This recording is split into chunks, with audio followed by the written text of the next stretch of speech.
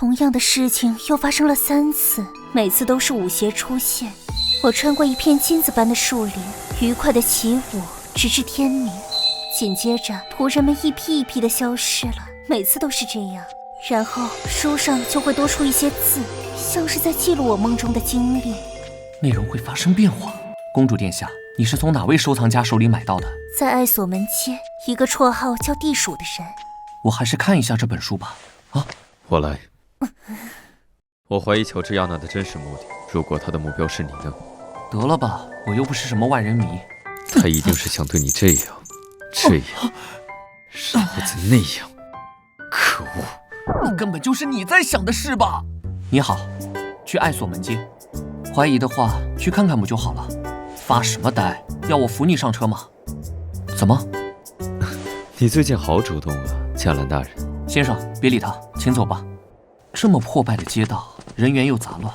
是啊，那位文雅的公主常常光顾这里。122号，我们到了。哦，怎么了？怎么了？这里还卖钓竿？钓线是马鬃做的，鱼竿上的标牌是已经停产的牌子。这个钓竿有一定年代了。什么？现在是该办正事的时候。老板，橱窗里的鱼竿打包送到布里街。我都说了，现在还有更重要的事。你好，请问是地鼠先生吗？我们通过朋友介绍找到了这里，我对你们这里出售的古董书籍很有兴趣。你什么时候？趁你转身出店门的时候，我就和那个地瓜说了，他叫做地鼠。你这里所有这样的鱼竿都打包送到我说的地址去。虽然嘴上说不要，实际上很喜欢吧？才没有呢，一点也没有。可惜今天毫无收获。这些东西不知道转了几手，找不到最初的卖家也是预料之中的事。还损失了一笔钱。愧疚的话就亲我一口作为补偿啊。你少油嘴滑舌了。难道你这几天还没？接着说呀，干嘛停下来？你这样红着脸，让人更想去欺负你。在写什么？那本书的目录我都背下来了。怪不得会让乔治亚娜念念不忘呢，这么聪明的加兰大人。如果你这么闲，就去把你的猫抓坏的窗帘补一下。买一个新的不行吗？不，我就要原来的。看起来只是个普通的童话书目录。我记得第4章的字迹颜色比别的章节新很多。那本书后面多出来的内容与公主的梦是同步的。穿过一片金子做的树林，去和王子跳舞。这本书希望高贵的公主成为自己的主角。这书的眼光还真差。这不是问题所在吧？波尔金家族的血管里除了血液外，还流淌着一些傲慢、偏执和疯狂。乔治亚娜的话有撒谎的可能性，你不能100%把她的话当真。对了，你听说过厄菲阿尔特吗？那个我只在资料中见过，长着8个脸、鸟翼的，可以让人在睡梦中窒息而死的妖怪。那只是传统资料上的内容，实际上是让人在梦淫的快乐中死去。或许这本书也是类似的情况。你怎么总是知道这些奇奇怪怪的事？按照公主的说法，在她身边的仆人都被这本书吞噬了。可是这是她编织梦境的力量来源吧？当务之急，我们得从中找到解决问题的办法才行。你想跟着她进入书里去？目前看来也没有别的办法了吧？可是这也太猛。反正你也会和我一起去的，你有什么好担心的？你可是我的……什么？收拾收拾，明天出发吧。哼，迟早要你亲口对我说出来。因为那个鞋子出现的时间是随机的，我们得一直看着你。你们打算和我一起进去，我倒是没什么意见。但是如果你们和那些仆人一样一起消失呢？这就不是你需要操心的范围了。好凶！你就不能温柔点吗？他还是个孩子。你没看到他光打雷不下雨吗？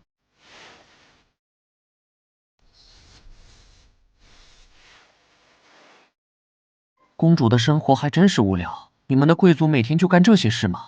我才不是这种废物。两位，共进晚餐吧。根据之前鞋子出现的频率，很可能就在这几天了。很抱歉，在鞋子出现之前，我们可能要一直待在这里。这也是我乐意的事，我很开心能和加兰先生待在一起呢。有你的保护，我很放心。麻烦让一让。希望你能搞清楚状况。我们来这里是来办事的，可不是让你来揩油的。今天吵多少次了？正是需要保护，才会靠近可靠的人呢。别吵，鞋子出现了。没事吧？没事，除了你压到我了。我扶你起来。对于这本书来说，你可是大部啊，贾兰大人。公主呢？大概是到他那个权势王子的第4页去了。我们可能和他不在同一个章节。你怎么不看好他？这种情况下，我当然是要抓住你了。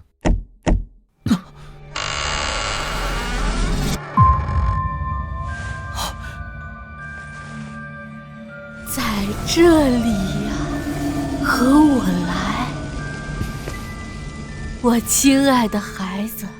孩子是对着黑泽尔说的。我先和他出去，你在这里等我，别乱跑。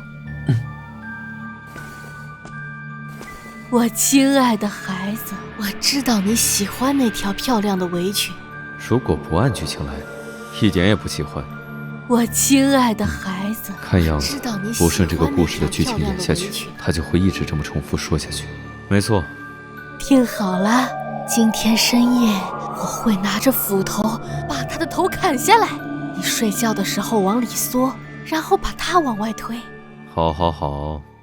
能听到他们的谈话。我们现在是在挚爱罗兰的章节里，邪恶的继母女巫和她的亲生女儿为了得到妓女手中的围裙，商量半夜害死妓女的计划。善良的妓女偷听到了他们的谈话，她把坏女儿推到床边，继母砍下了自己亲生女儿的头颅。现在我是故事中拥有围裙的善良女儿，黑泽尔则是那个和继母商量杀我的坏女儿。这本书是故意的吧？他为了让我们自相残杀。怎么出来了？不是说在这里好好待着吗？我们必须沿着故事的走向，不然故事就会一直重复进行。按现在的剧情，他想让我们自相残杀，我们要找到解决的方法。啊，一个围裙，也许就和那个鞋子一样，是展开故事的关键。难道是要你穿上它吗？一定还有别的线索。如果能遇到被困者，救出他们的话更好。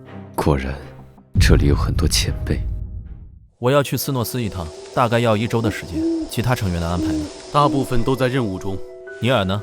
他还在资料库整理资料。我听说副队收到了公主的邀请。副队他们早上报备后已经过去了。那个任务，他们2个人就去了。副队说可以解决。算了，这也是他的一贯风格。如果他们3天还没有消息，就派更多的人过去支援。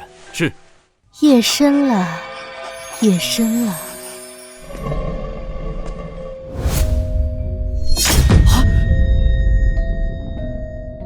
邪恶的女巫砍下了自己亲生女儿的脑袋。